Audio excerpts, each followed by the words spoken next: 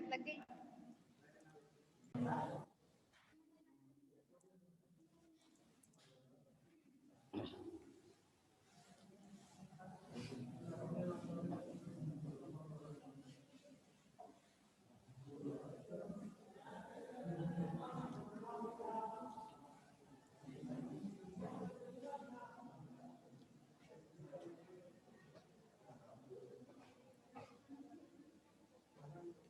तो इस तरीके से अब देखो, पढ़ना क्या था, जीवन चक्र, और पढ़ने क्या लग गए, कोशिका विभाजन, क्योंकि वो जरूरी था। सुन लो, एक कोशिका से जब 4 आधे गुणसूत्रों वाली नई कोशिकाएं बनती है तो उसे अर्धसूत्री विभाजन कहते हैं, और नई बनी हुई कोशिकाएं अगुणित बोली जाती हैं। और जो कोशिका पहले से थी, इनको n से शो करते हैं। n मतलब गुणसूत्रों की संख्या आधी है, और 2n मतलब गुणसूत्रों की संख्या पूरी है। हमने डबल नहीं कहा है, पूरी है, चाहे जितने भी हो। समझ आ रही है बात? अच्छा, इस अवस्था को बोलते हैं द्विगुणित। ठीक है, तो जब द्विगुणित अवस्था होती है ना पौधे की, किसी भी पौधे की, तो उसे बोलते हैं बीजाणुद्भिद अवस्था। बीजाणुद्भिद अवस्था। और जब अगुणित होती है तो उसे कहते हैं युग्मकोद्भिद अवस्था। आप ऐसे समझो कि ये अभी मैच्योर नहीं हुआ है, परिपक्व नहीं हुआ है, ये बचपन वाली स्थिति है, और ये मैच्योर हो चुका है, यानी कि ये निषेचन से पहले की स्थिति है, ये निषेचन के बाद की स्थिति है। निषेचन पता होगा ना क्या होता है, नर और मादा युग्मकों के संलयन को कहते हैं। ठीक है, इससे होता क्या, ये क्यों हुआ, क्या है, ये समझ लो। जैसे मान लो कि किसी पौधे में गुणसूत्र कितने हैं, 14 है, या 16 ले लेते हैं, कोई दिक्कत नहीं है, इसमें भी 16 है, इसमें भी 16 है। ठीक है, ये एक शैवाल अलग था, ये दूसरा शैवाल अलग था। इसने ऐसी संरचना, ऐसी कोशिकाएं बनाई जिनमें 8 गुणसूत्रों वाली संख्या थी, है ना। 8 ही तो हुई, 16 का आधा। मेरी मैथ कमजोर है, थोड़ा बताते रहना। तो इसने बना दिया। अब मान लो ये चाहे हवा में उड़ के आए, चाहे पानी में तैर के आए, ये और ये दोनों क्या हुए, दोनों कोशिकाएं एक दूसरे से मिल गई आकर के। मिलने के बाद दोनों के केंद्रक जो है वो ऐसे इकट्ठे हुए। अब इसमें क्या हो गई, 16 गुणसूत्र वाली अवस्था आ गई ना। तो अब इसकी स्थिति में क्या होगा, आधे गुण इससे मिलेंगे और आधे गुण इससे मिलेंगे, क्योंकि आधे केंद्रक, आधे गुणसूत्र इसके थे और आधे गुणसूत्र इसके थे। आ गई वैरायटी। ऐसा जो इस तरीके की जो निषेचन होता है, इसे क्या बोलेंगे, इनको क्या बोलेंगे, जो नई कोशिकाएं, इन्हें क्या बोलेंगे, युग्मक। क्या बोलेंगे, युग्मक। और युग्मक जब जुड़ते हैं तो इसे क्या कहते हैं, क्रिया को निषेचन। और निषेचन जब हो जाता है तो जो संरचना बनती है उसे क्या कहते हैं, युग्मनज। आ गई बात समझ में? कोई डाउट?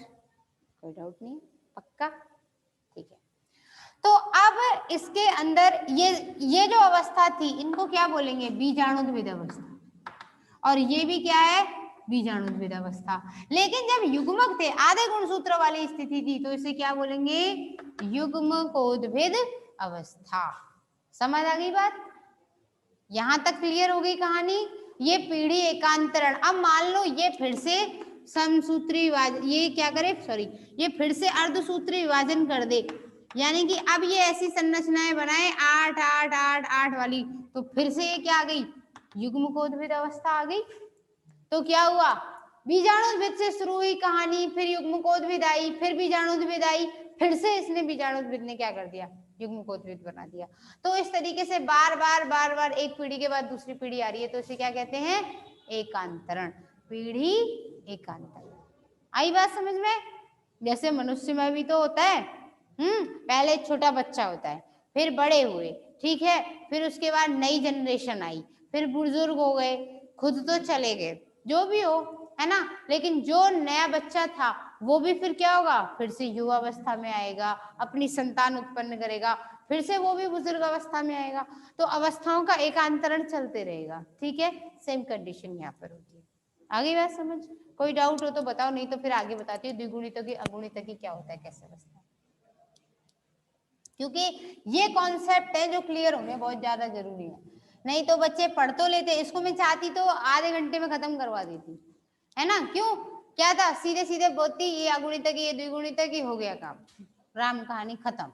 फिर समझ में नहीं आता तुम लोगों की, फिर तुम इंतजार करते कब हमें कोशिका विभाजन पढ़ाया जाएगा, कब क्या होगा, कल पता नहीं कब होगा। तो अब आगे लिखो, इसमें थक गए बेचारे।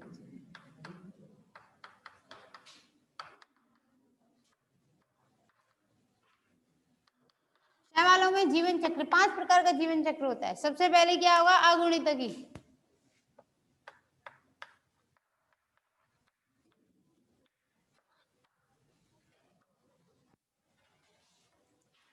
उसके बाद दूसरा द्विगुणितकी।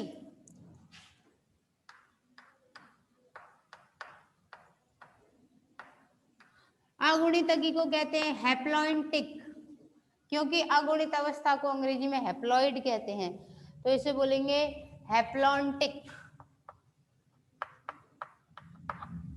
और इसे बोलेंगे द्विगुणित को बोलते हैं डिप्लॉइड, तो इसको बोलेंगे डिप्लॉन्टिक। ठीक है। उसके बाद तीसरा आएगा द्विगुणिता गुणितकी, डिप्लो हैप्लॉन्टिक। अभी बताओ हिंदी में लिखूं कि अंग्रेजी में?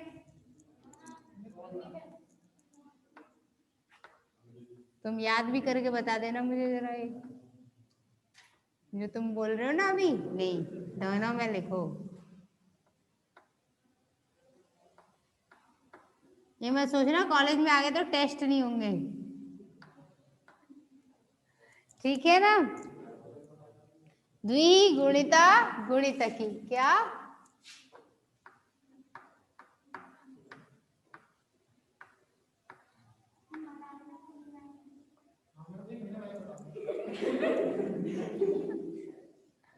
तो डिप्लो हैप्लॉन्टिक।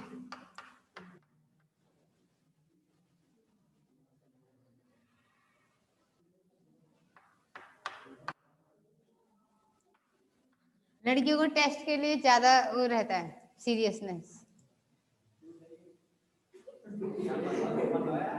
जिस दिन टेस्ट होगा उस दिन सबसे पहले लड़कियां बोलती है, अगर टीचर भी भूल जाए तो। आपने टेस्ट की बोली थी, फिर 2-4 बच्चे कहते हैं ये लो आतंकवादी, इसने शुरू करवा दिया टेस्ट। वैसे तो नहीं होता। अगुणिता गुणितकी।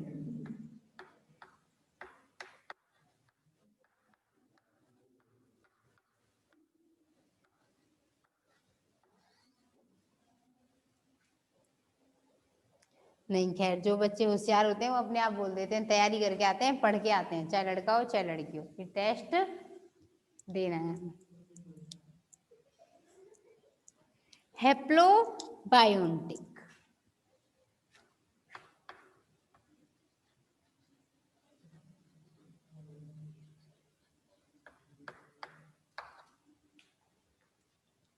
पांचवा है द्विगुणित द्विगुणित गुणितकी,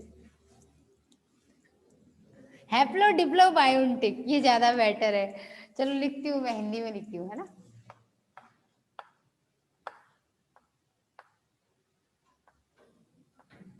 द्विगुणित द्विगुणित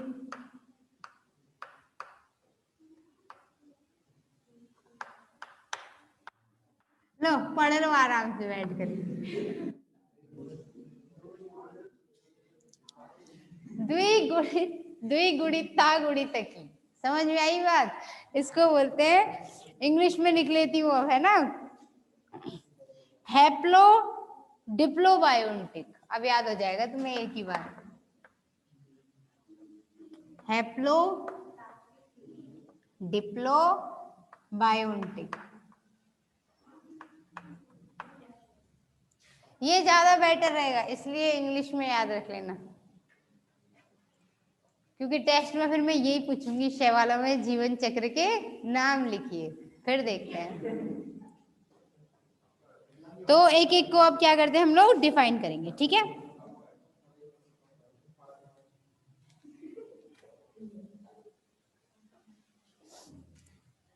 शुरुआत करते हैं ना, तो यहाँ लिखते हैं गैमेटोफाइट पादप। पहला लिखते हैं कौन सा,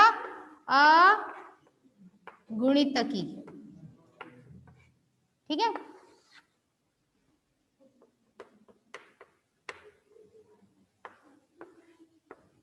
अब देखो गैमेटोफाइट पादप का मतलब क्या है, ये कैसा होगा, अगुणित होगा, ठीक है। अगुणित पादप में फिर क्या होगा आगे, ये गैमेटेंजिया बनाएगा। गैमेटेंजिया का मतलब क्या होता है, बीजाणुधानी बनाएगा।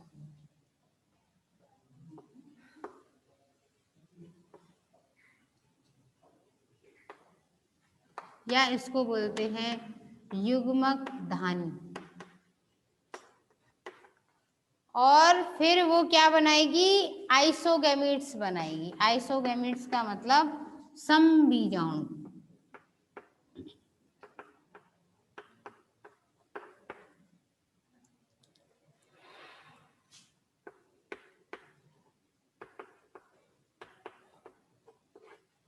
ये समबीजाणु आपस में जुड़ेंगे, उसको क्या कहते हैं, संलयन, या अंग्रेजी में उसे कहेंगे सिनगैमी।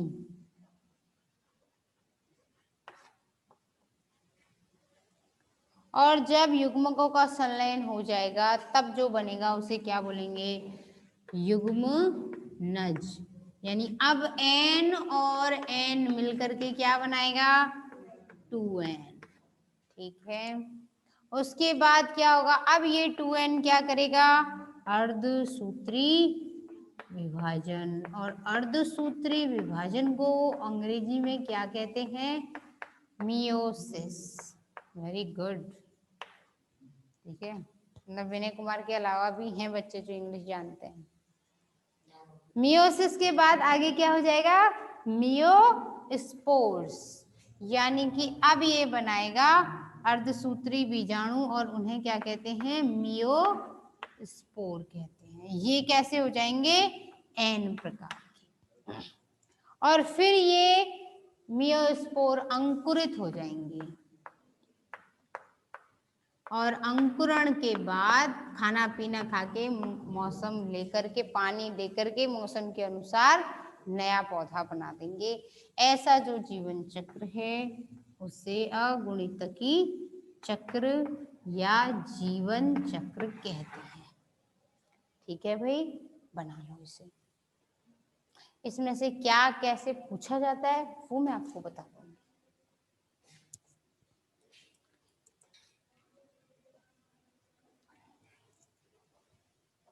लिख रहे हो अभी,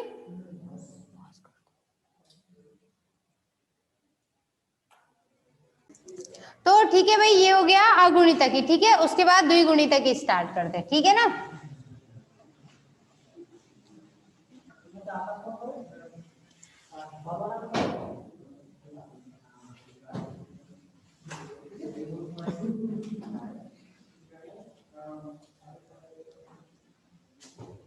इधर ध्यान दे रहे हो,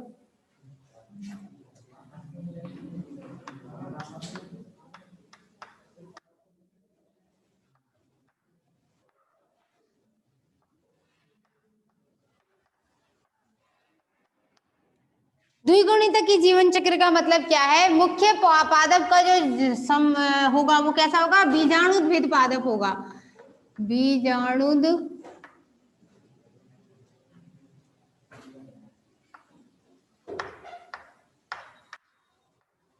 यानी कि पादप मुख्य रूप से 2N स्थिति में रहेगा। अच्छा, बुक्स में क्या है, कैपिटल N भी लिखा मिल जाता है। अब स्मॉल n लिखो या कैपिटल N लिखो। अच्छा, ये इतना छोटा प्रेस करके बना दिया इसलिए लग रहा है ऐसा। थोड़ा भाई पेपर में बनाओ ना आप लोग, एग्जाम में आ जाए बनाने को तो थोड़ा गोल सी शेप दे करके बनाना, लगना भी चाहिए वो चक्र ही है ना, ऐसा नहीं कि टायर पंक्चर हो गया इसमें, ठीक है। तो द्विगुणितकी, उसके बाद आगे इसके अंदर क्या आगा, गैमेटेंजिया, बीजाणुधानी। उसमें युग्मक धानी इसलिए बोला क्योंकि वो क्या कर रही है, अगुणित अवस्था में कोशिकाओं को धारण कर रही है, यहाँ द्विगुणित में धारण कर रही है, इसलिए। बाकी गैमेटेंजिया का मतलब होता क्या है, बीजाणुधानी। अब चाहे वो कोई से भी धारण करे, ठीक है ना।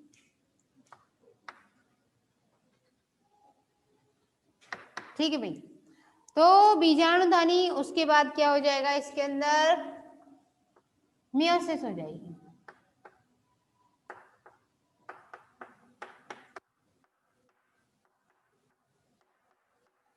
अर्धसूत्री विभाजन या मियोसिस। मियोसिस के थ्रू क्या बनेंगे, दो तरीके के युग्मक बनेंगे जो एन अगुणित प्रकार के होंगे।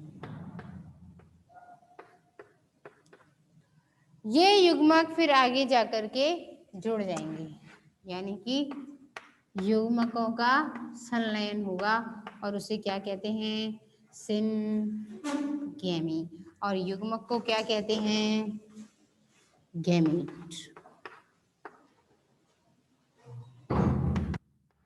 ठीक है, और युग्मकों के संलयन के बाद क्या बनेगा, युग्मनज। और युग्मनज को क्या कहते हैं, जाइगोट। और जाइगोट एन और एन के मिलने से कैसा होगा, 2n।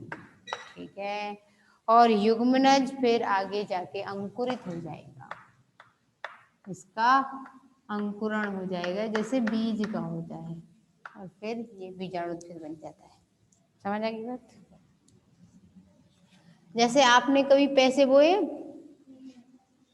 चने बोए, अगर, हाँ, एक सुमित्रा नंदन पंत साहब की कविता थी कि मैंने छुटपन में पैसे बोए थे, फिर पौधे का पेड़ देखने के लिए 3 साल इंतजार किया, एक भी पेड़ नहीं आया, सिक्के खूब सारे दबा दिए थे जमीन में।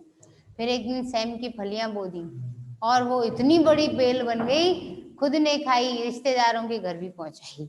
ठीक है, यानी कहने का मतलब कि ये पेड़ जो है, ये बीज होते हैं, उनको जमीन में डाल देंगे तो उसमें पानी, हवा, तापमान, अवस्थाएं सारी अनुकूल मिलेंगी तो पौधा क्या हो जाता है, अंकुरित हो जाता है। ठीक है, उस बीज में से प्रांकुर और मूलांकुर निकल जाते हैं। मूलांकुर जड़ बनाएगा, प्रांकुर तना बनाएगा या प्ररोह बनाएगा। प्ररोह और तना में क्या अंतर होता है, समझ लो, छोटी सी बात है।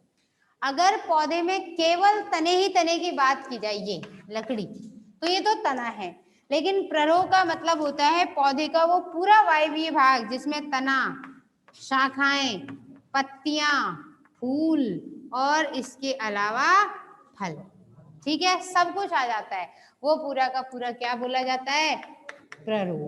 ठीक है, और केवल इस हिस्से की बात की जाए तो ये तना। ठीक है, ये याद रखना, बॉटनी के स्टूडेंट हो, एक आध चीजों की तो आपको नॉलेज होनी चाहिए। ठीक है, बाकी की कहानी ठीक है।